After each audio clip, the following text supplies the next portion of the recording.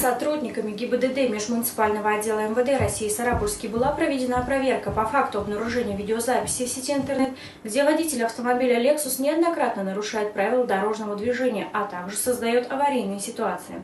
В ходе проведенной проверки личность водителя была установлена. Им оказался 30-летний местный житель.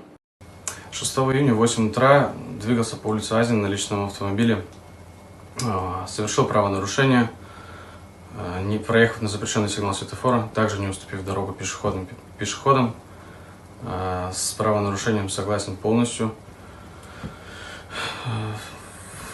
Совершил его в связи с личными обстоятельствами, но у каждого может такое случиться, так что прошу отнестись с пониманием. Спасибо.